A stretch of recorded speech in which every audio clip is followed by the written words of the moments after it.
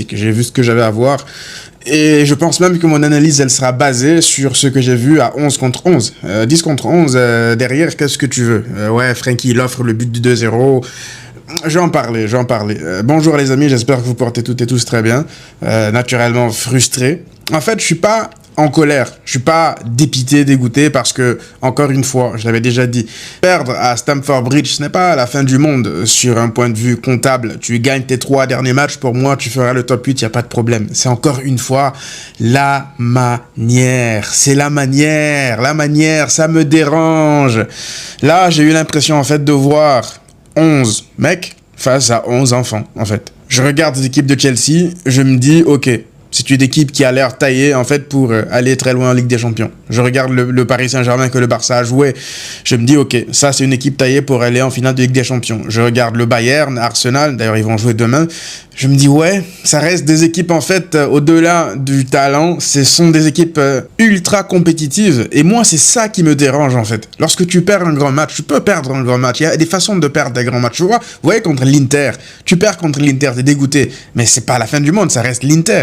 Mais quand tu perds de cette manière-là, franchement, c'est la honte. C'est la honte parce que t'as en fait montré déjà à l'Europe toutes tes limites, toutes tes failles. Moi, dès la première action de jeu, le but refusé pour le hors-jeu, première action du match, je pense, le corner qui a été vite joué. En termes d'attitude, je me suis dit, on va passer une soirée compliquée. Parce que j'ai pas l'habitude de les voir comme ça. Normalement, le Barça de Flick, il joue pas avec ces attitudes-là. Là, ça m'a rappelé un peu le Barça qui s'est déplacé à Anfield lorsqu'il tourne le dos à Alexander-Arnold pour le corner qu'ils ont joué vite, là. Vous voyez le parallèle que je veux faire? Et c'est pas un parallèle flatteur. Là, j'ai revu les mêmes attitudes sur le premier corner, le dos tourné, les mecs, on dirait, ils sont pas concernés. Mais frère, tu es dans un match de Ligue des Champions, 3 points qui sont importants pour les deux équipes. Qu'est-ce que t'as le dos tourné sur un mec, sur un corner, tu sais que tu peux être en danger? C'est n'importe quoi. En termes d'attitude, déjà là, j'ai commencé à grincer des dents, mais je me suis dit, ok, ça peut arriver, c'est pas la fin du monde, première action du match, c'est des choses qui peuvent se produire dans un match. Et puis, deuxième action, une nouvelle fois, je pense corner, corner de nouveau, encore un corner, je vois quasiment la même chose. Et là, je me dis, ok, là, on a un sérieux problème, c'est vraiment un problème d'attitude. C'est pas normal de laisser autant de latitude, en fait, de laisser des joueurs autant à l'aise sur corner, en fait. Si c'est un corner direct, t'as été battu dans les airs, y a pas de problème. Mais sur les corners, jouer à 2 comme ça, s'il vous plaît, respectez-nous un peu. Respectez-nous un peu. Tu ne gagnes pas de duel et tu es là dans l'attitude, tu joues avec une telle léthargie, c'est honteux, c'est la honte. C'est la honte. On parle de tout ça, j'avais presque oublié l'immense raté de Ferran Torres.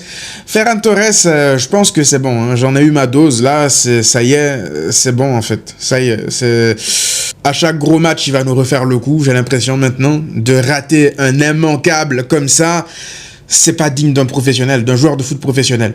C'est pas digne d'un joueur de foot pro. Franchement, Ferran Torres, tu mets ce but-là, tu peux déjà mettre un coup à Chelsea mentalement, ils peuvent vraiment être sous l'eau. Dès le début du match, tu installes le doute dans leur tête, mais c'est Ferran Torres, c'est pas Julian Alvarez, c'est Ferran Torres qui a le ballon.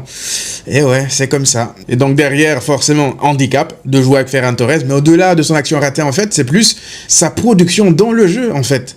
Dans le jeu. Donc là, voilà, 3-0, le satané piège du hors-jeu qui revient. Après, bon, tu te dis, 10 contre 11, toute équipe de base normale va essayer de se recroqueviller dans son camp pour essayer de garder sa cage. Faut pas oublier qu'il y a le goal average aussi, en Ligue des Champions.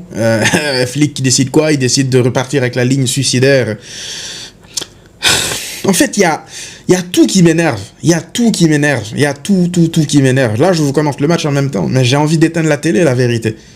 J'ai envie d'éteindre la télé. Parce que, Araujo, la saison dernière, déjà, on se dit, ok, peut-être que, voilà, c'est Christensen qui voulait pas rentrer, etc. On a essayé de trouver les circonstances atténuantes. La saison d'avant, pareil, Araujo nous flingue. 3 saisons de suite.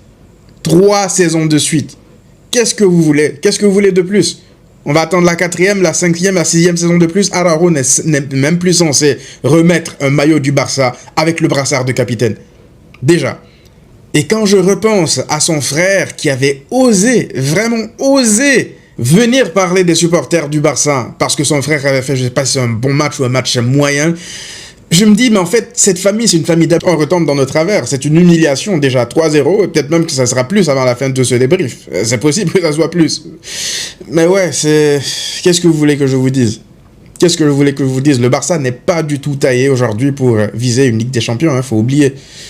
Faut oublier. On ne peut pas se cacher derrière l'absence de Pedri ou je sais pas quoi. Les attitudes que j'ai vues en première mi-temps avant l'exclusion, si c'est comme ça que tu veux gagner la Ligue des Champions, il faut d'ores et déjà oublier. Il faut d'ores et déjà oublier, en fait. Et t'as trop de joueurs sur des mauvais jours, sur des matchs européens comme ça, lorsque le niveau s'élève, qui sont capables de te plomber. Tu peux pas te permettre, en Big 2025, de compter sur du Araujo, sur du Ferran Torres, pour aller gagner des matchs comme ça à Chelsea. Chelsea, c'est une équipe aujourd'hui, oui, ils ont mis beaucoup d'argent dans leur effectif, ok, mais c'est une équipe mature, en fait. C'est une équipe mature. Dans les gros matchs, Chelsea sera très souvent. Ils ont battu le PSG, ils les avaient humiliés déjà sans carton rouge, faut le rappeler.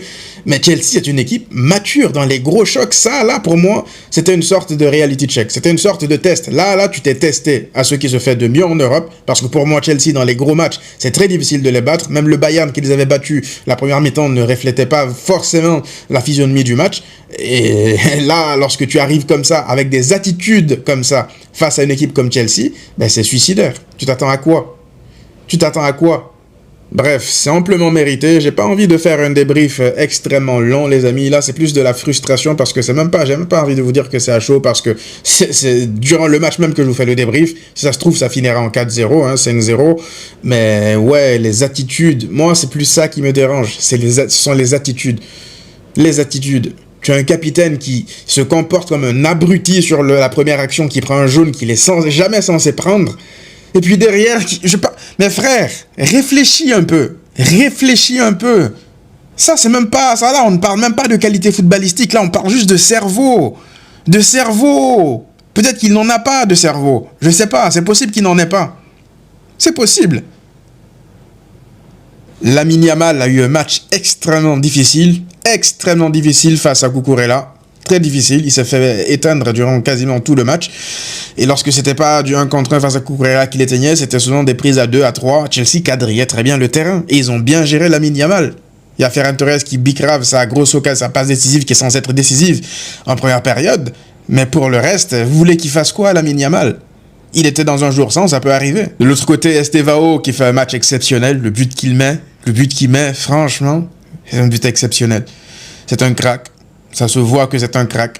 Chelsea tient une pépite dans ses mains. C'est le football, quoi. Le but qu'il met, il est juste magnifique. L'enchaînement de passement de jambes, c'est magnifique. Franchement, Estevao, qu'est-ce que tu veux dire à part applaudir sur cette action-là? Il a fumé, je pense, Koubarsi et Baldé qui revient sur lui en retard.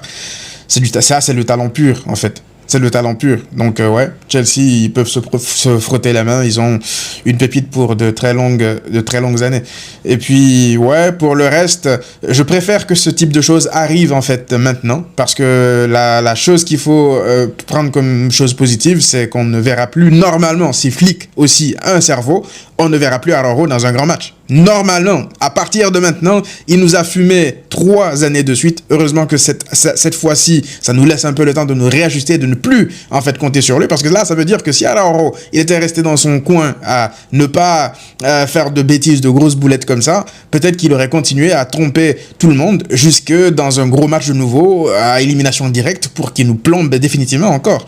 Mais là, ça arrive assez relativement tôt, je veux dire, dans la saison. Donc là, tu peux te réajuster, savoir que ça y est, en fait, tu peux plus l'avoir, tu peux plus en fait te compter sur lui. C'est terminé.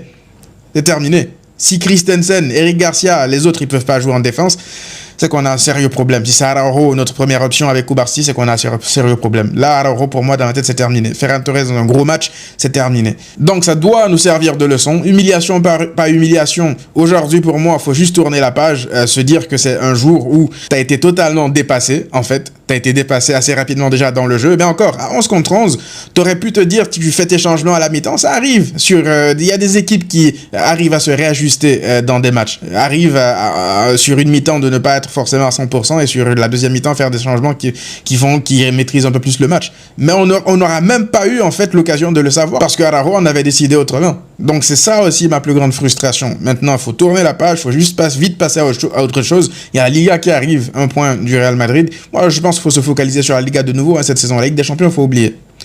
Faut oublier. En tout cas, en l'état, faut oublier. Avec ces attitudes-là, faut oublier. Donc, faudra vite se remettre à l'endroit, se focaliser sur la Liga. Et puis, s'ils décident de se la donner à fond un jour en Ligue des Champions pour montrer l'attitude qu'ils avaient, ne serait-ce que la saison dernière dans les gros matchs, ok, peut-être qu'on